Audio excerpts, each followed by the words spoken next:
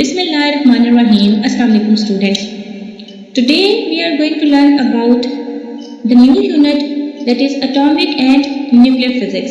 In this unit students we will discuss about how atom is generated, and further we will discuss all the phenomena of atomic and nuclear physics such as radioactivity, half-life, nuclear reaction, etc. So students, to learn about all these phenomena one by one, first of all, we need to know what is an atom and how it is generated. So students, the history about atom is that the scientists were always interested to know the smallest particle of matter.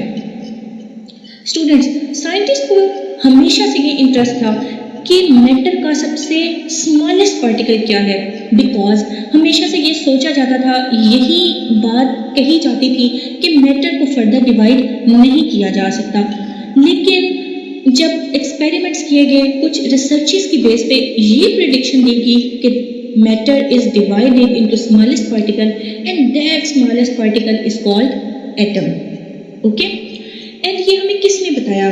A Greek philosopher Democritus ने 585 BC में हमें ये बात बताई, postulate की that matter is built from smallest particle that is atom. और atom हमारे पास एक ग्रीक लैंग्वेज का वर्ड है जिसका मतलब है इनडिविजिबल. लाइक एटम को फर्दर के डिवाइड नहीं किया जा सकता. But further experiments prove that atom can also be subdivided, and scientist Rutherford in 1911 discovered that atom is consist of nucleus, and nucleus is the central part of atom. Now students, nucleus क्या है और atom का structure किस तरह का है, ये हम डिस्कस करेंगे in our first topic, that is atom and atomic nucleus. So students, as you know, atom is the smallest particle and it can be subdivided because experiments proves that कि atom को हम further divide कर सकते हैं, और वो जो सब एटॉमिक पार्टिकल्स हैं इलेक्ट्रॉन, प्रोटॉन एंड न्यूट्रॉन हैं. ओके, अब न्यूक्लियस क्या है? न्यूक्लियस हमें बताया था, न्यूक्लियस के बारे में रदरफोर्ड ने. एटम के बारे में किसने बताया? डेमोक्रिटस ने. लेकिन न्यूक्लियस के बारे में हमें बताया रदरफोर्ड ने. अब ये फिगर में आपको नजर आ रहा है कि एटम का ये स्ट्रक्चर है और इसका ये जो सेंट्रल पार्ट है that is called nucleus. Okay, अब न्यूक्लियस पे हमारे पास पॉजिटिव चार्ज होता है, क्योंकि रदरफोर्ड ने ये डिस्कवर किया कि positive charge in an atom was concentrated in a small reason called nucleus. अब क्यों न्यूक्लियस के अंदर, क्यों हम कहते हैं कि न्यूक्लियस पे पॉजिटिव चार्ज है? Because nucleus consist of proton and neutron. As you know, neutrons carry no charge but proton carry positive charge, so the net charge on nucleus is positive. And students, atom के around जो shells में जो सब atomic particle revolve करते हैं that are electrons, and electrons carry negative charge. Okay, and atom is electrically neutral because the number of proton and the number of electron in an atom is equal. अगर हमारे पास एक atom के अंदर 8 protons हैं तो it means उसके अंदर इलेक्ट्रॉन्स भी कितने होंगे? 8 होंगे. ओके, नाउ स्टूडेंट्स, हम कुछ टर्म्स को डिस्कस करेंगे जो हमारे पास स्ट्रक्चर ऑफ एटम से रिलेटेड है, मतलब जैसे एटॉमिक नंबर, मास नंबर, इन सब टर्म्स को हम वन बाय वन डिस्कस करेंगे. सो एटॉमिक नंबर क्या होता है हमारे पास? That is equal to the number of proton in the nucleus. अब न्यूक्लियस के अंदर जितने भी नंबर ऑफ प्रोटॉन्स पाए जाते हैं उसको हम किससे रिप्रेजेंट करते हैं? Z से, and it is called atomic number. For example, अब हमारे पास किसी एटम के अंदर अगर 10 प्रोटॉन्स हैं तो इट मीन्स उसका एटॉमिक नंबर भी क्या होगा? 10 होगा.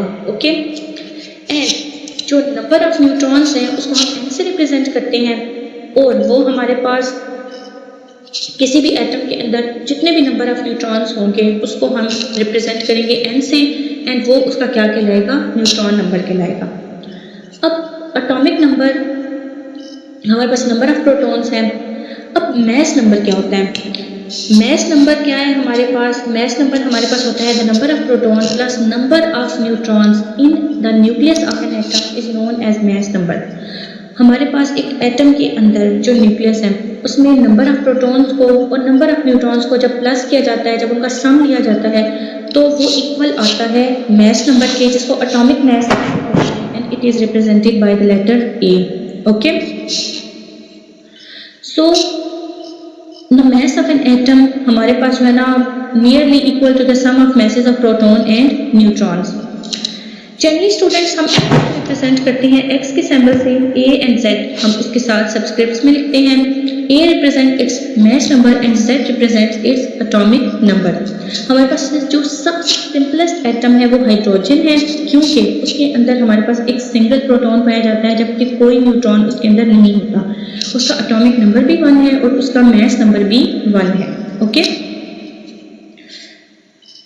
And now students we will discuss कि क्या ऐसा पॉसिबल है कि किसी एलिमेंट्स के अंदर एटम हो कि अगर उनका एटॉमिक नंबर तो सेम हो लेकिन मास नंबर एक दूसरे से डिफरेंट हो एक ही एलिमेंट के एटम्स डिफरेंट लेकिन उनका मास नंबर डिफरेंट हो लेकिन एटॉमिक नंबर क्या हो, सेम हो। तो ये फिनोमेना जो है ये कहलाता है आइसोटॉप। ये हमारे पास होते हैं are the atoms of an element which have the same number of proton but different number of neutron in their nuclei। हम इसको इस तरह भी डिफाइन कर सकते हैं कि isotop of an element have the same atomic number but different mass number।